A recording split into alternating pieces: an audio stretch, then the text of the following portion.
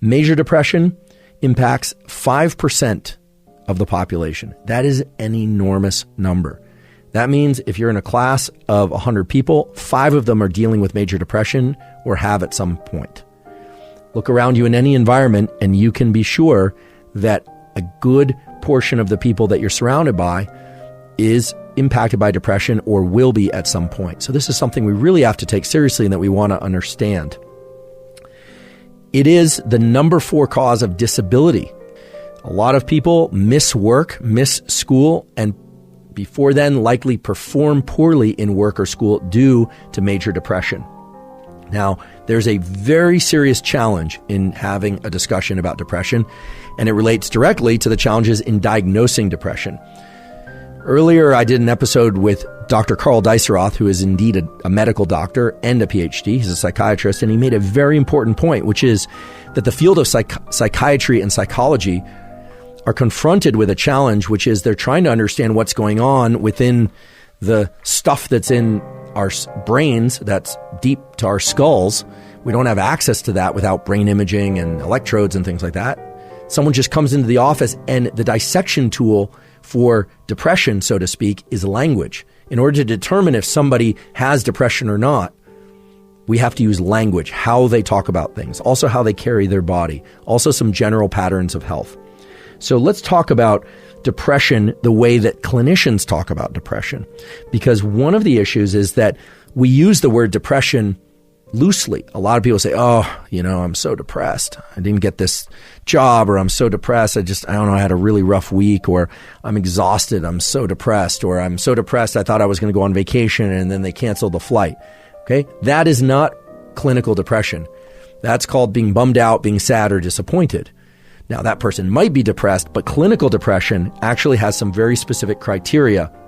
And those criteria are mainly characterized by the presence of certain things and the absence of a few particular things. So let's talk about the things that are present in somebody that has major depression. First of all, there tends to be a lot of grief. There tends to be a lot of sadness. That's no surprise. The threshold to cry is often a signature of depression. Now, that doesn't mean that if you cry easily that you're depressed. Some people cry more easily than others. But if you're somebody who typically didn't cry easily and suddenly you find yourself crying very easily, that could be a sign of depression. And I want to emphasize could. There's also this thing that we call anhedonia, a general lack of ability to enjoy things. Things that typically or previously we enjoyed. Things like food, things like sex, things like exercise, things like social gatherings. A kind of lack of enjoyment from those things. Sometimes that lack of enjoyment is sad, and sometimes it's just flat. It's just kind of neutral. It doesn't feel good because there's nothing there. It's like bland food. It's like these experiences are analogous to biting into your favorite article of food and it just not tasting very good. It just doesn't taste like anything at all. And that's a common symptom of major depression. The other one is guilt. Oftentimes, people with depression will feel very guilty about things they have done in the past, or they'll just generally feel badly about themselves. And we're going to talk about this because it relates to some of the more serious symptomology seen in depression sometimes, things like self-harm, mutilation, or even suicide. But for the time being, we want to frame up anhedonia, this lack of ability to achieve or experience pleasure, a kind of a flat affect, as it's called. Sometimes even delusional thinking. Negative delusional thinking, and in particular, anti-self confabulation. What is anti-self confabulation? Well, first of all, confabulation is an incredible aspect of our mind and our nervous system. You sometimes see other forms of confabulation in people who have memory deficits, either because they have brain damage or they have age-related dementia.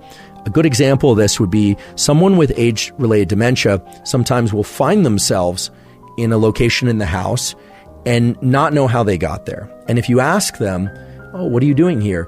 They will create these elaborate stories. I was thinking about going to the shopping today, and I was, and I was going to take the bus, and then I was going to they create these elaborate stories. They confabulate. And yet that person hasn't left the house in weeks, and that person doesn't have a driver's license. And so they're really just creating this stuff. They're not lying to get out of anything. They're confabulating. It's as if a brain circuit that writes stories just starts generating content. In major depression, there's often a state of delusional anti-self confabulation where the confabulations are not directly or completely linked to reality, but they are ones that make the self, the person describing them, seem sick or in some way not well. A good example would be somebody who experiences a physical injury, perhaps. Maybe they break their ankle, maybe it's an athlete, and they also happen to become depressed.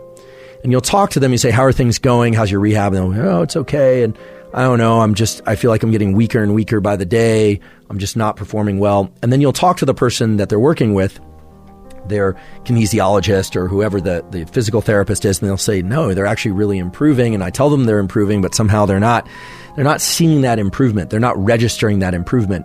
And you notice that sometimes it's subtle and sometimes it's severe, but they'll start confabulating. You'll say, I actually heard you're doing much better. You're getting better. You're taking multiple trips around the building now. Before you could barely get out of bed. And they'll say, yeah, well, basically, they changed some things about the parking lot that make it easier to move around. So it's not really me. And these aren't people that are just explaining away their accomplishments because they're trying to, brush off praise. They are viewing themselves and they are confabulating according to a view that is very self-deprecating to the point where it doesn't match up with reality. It's not what other people see, and it's actually not matched up with reality. And that's a symptom of depression that I think we don't often think about or conceptualize enough. So it's not just telling people, oh yeah, it's not as good as it seems, everything's bad. These people really believe that, and it becomes disconnected from reality. So it's if they're sort of sinking into a pit and they're losing touch with the realities of the world, including data about themselves, their ability to move and get around. For example, in the particular instance that I used as an example, but there are others as well. The other common symptomology of major depression is what they call vegetative symptoms. Okay, so vegetative symptoms are symptoms that occur without any thinking, without any doing, or without any confabulation. These are things that are related to our core physiology. The word vegetative, you might know, sounds like vegetable. It actually relates to a system in the body that nowadays is more commonly called the autonomic nervous system. The vegetative nervous system and the autonomic nervous system historically were considered sort of one and the same, and it relates to things like the stress response or to our ability to sleep. So vegetative symptoms would be things like constantly being exhausted. The person just feels exhausted. It's not because they exercise too much. It's not necessarily because of a life event. It could be, but they're just worn out. They don't have the energy they once had.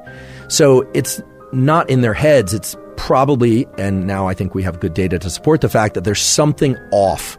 Something is disrupted in the autonomic or so-called vegetative nervous system. And one of the most common symptoms of people with major depression, one of the signs of major depression, is early waking and not being able to fall back asleep despite being exhausted. So waking up at 3 a.m. or 4 a.m. or 5 a.m. just spontaneously and not being able to go back to sleep.